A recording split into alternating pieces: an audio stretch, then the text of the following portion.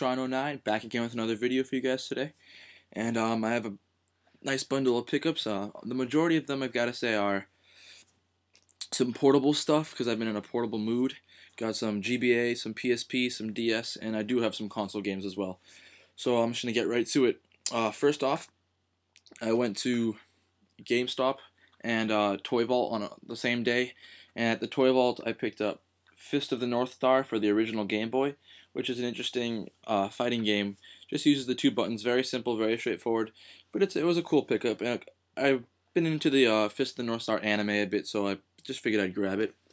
And on that same day, I grabbed Steam Boy, the UMD movie, for the PSP. And I haven't gotten the chance to watch it, but I know it's made by the makers of Akira, which is an awesome anime movie if you guys haven't seen that. And I'm looking forward to watching that. And I also grabbed Sneak King for the Xbox 360. And that was $1. And that's just because I'm trying to get all the Burger King games. I had one, I paid $1 for it at GameStop. I just grabbed that one at GameStop for $1 as well. Alright, next up, GameStop had a buy two, get one free on used games deal. And I picked up a solid 6 games. I started off with Naruto Ninja Destiny for the DS, which is an interesting fighting game on the DS. My favorite mechanic has got to be the touchscreen, because you have the buttons that you have for the fighting, but you also have these touchscreens that will give you power-ups that can be used strategically throughout your fight. So I think that's pretty awesome. And the game that I've been playing the most, Medieval Resurrection, the most out of these 6 games at least. And Medieval Resurrection is basically a continuation of the Medieval series that was on the PS1, which is a fun adventure series if you want to try that out. The controls are a little shaky. They're a little stumbly here and there, but I mean nothing that makes it unplayable. But my favorite part has got to be the graphics. I mean, and the voice acting, the presentation in general is fantastic. So I recommend you pick that up if you find it cheap.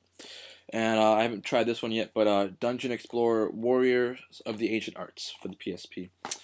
I also picked up Dragon Ball Z Budokai 2, which is a fighting game that's Dragon Ball Z, and I think that the story is pretty interesting because there's also a little bit of strategic board game elements to it, which is pretty cool.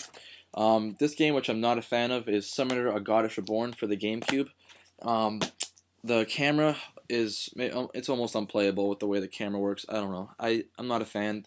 It actually got decent reviews, but that's probably because it's an older RPG. If you find it cheap, maybe grab it for the collection, but it's not one you're going to be playing for too long. And I also grabbed Lost Kingdoms 2, which I played more than Summoner because the battle system is pretty interesting. You actually go around collecting cards for this deck, and you'll have 4 cards assigned to each button, A, B, X, and Y on the GameCube, and it's one of the few GameCube RPGs out there. But according to the situation of the monster, you can summon a monster, which will be inside one of the cards, or the card will also be an attack or a health monster, etc. So, I mean, it's really interesting. There really isn't much out there that's very similar to it. So if you find any of the Lost Kingdom games, give it a shot. It might be something that you like. Alright, and the rest of these games are just all portable games. I got 3 at GameStop and a few on Amazon. Here's Lunar Nights on the DS. I grabbed this at GameStop complete. I played a bit of it. It's sort of an over-the-top isometric run-around RPG, but it's adventure and action-based. Pretty good. The issue with some action-based RPGs, they do get a little repetitive, but I haven't gotten enough into this one to really know. And I played a bit of Idriga Union and Riviera the Promised Land, which I both picked up for the PSP. They're Atlas RPGs. I'm more of a fan of the Idriga Union, but Riviera is pretty good. Riviera is a little hard for me to do because I'm a completionist when it comes to RPGs, and you can only pick one direction to go, and sometimes you'll have conflicting paths, so that was an issue for me, but the battle system's a pretty interesting turn-based style. And Idriga Union is more of a strategy based RPG. You go around and you'll get into these battles, and it'll take you to a separate screen where it's just a side-scrolling back and forth battle, just kind of over the top style, and you'll have to hit buttons to decide whether you want to really go in aggressive or try and defend, and there's a strategy in that aspect, and I think it's pretty good. And the one that I haven't played yet, which is I think it's also an over-the-top strategy game by NIS America, is 80th Eclipse Generation of Chaos. And finally, these 3 Game Boy Advance games I got all boxed and complete on Amazon. I grabbed Yu-Gi-Oh! Destiny Board Traveler for $3 on Amazon, boxed and complete. So I figured I would pick it up. And these next two are probably my favorite pickups this week because I've been playing these games more than any of the others, and I actually finished Summon Night Swordcraft Story. This is box and complete. It's an Atlas RPG, and I also picked up Summon Night Swordcraft Story 2 box and complete. It was $22 for the both of these, which is awesome for having Atlas GBA RPGs in the box. But honestly, Summon Night is one of my favorite portable RPGs that I've played in a while.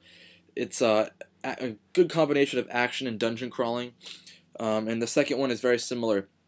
I don't want to get too deep into it because I might consider making a video about it in the future. I don't know about that. We'll see.